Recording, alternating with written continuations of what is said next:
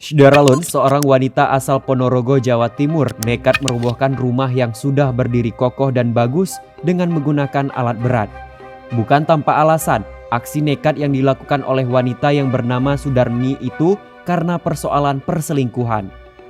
Video detik-detik saat pembongkaran rumah dengan alat berat yang dilakukan oleh wanita itu pun viral di media sosial.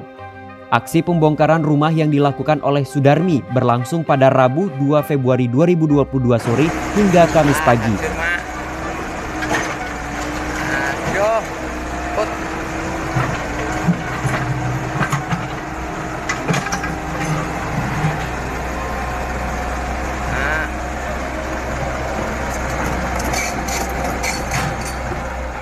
Aksi nekat Sudarmi menghancurkan rumahnya itu bukan tanpa alasan. Sebulan berstatus sebagai janda, Sudarmi mendengar kabar bahwa suaminya akan menikah lagi.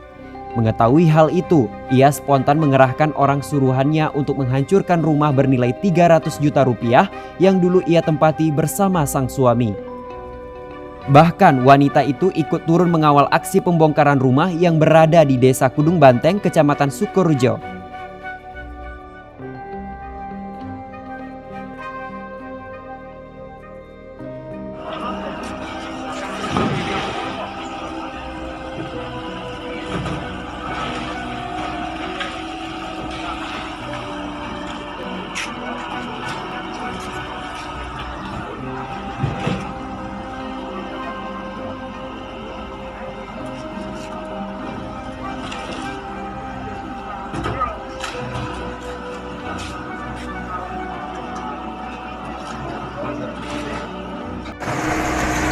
Hancur mak. Yo, put.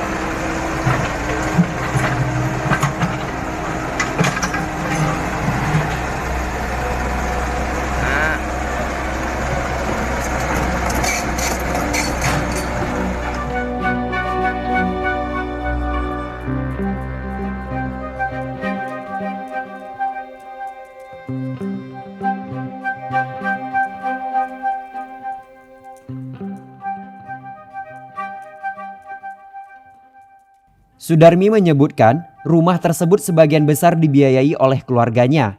Dilaporkan aksi Sudarmi saat melakukan pembongkaran rumahnya dikawal oleh pihak kepolisian.